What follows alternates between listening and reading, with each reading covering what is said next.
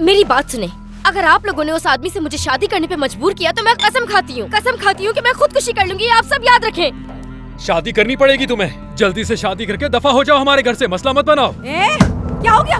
ज़बान संभाल के बात करो जरा। क्या चाहते वो खुद को मार ले? हाँ? मेरी बात सुने फातिमा साहिबा, आपकी बेटी खुद से बहुत प्यार करती है, समझ गई? और ये खुद को कभी नहीं मार सकती। जिम, बस बहुत हो गया। बाहर जाकर ठंडी हवा खाओ और दूर रहो इस सब से।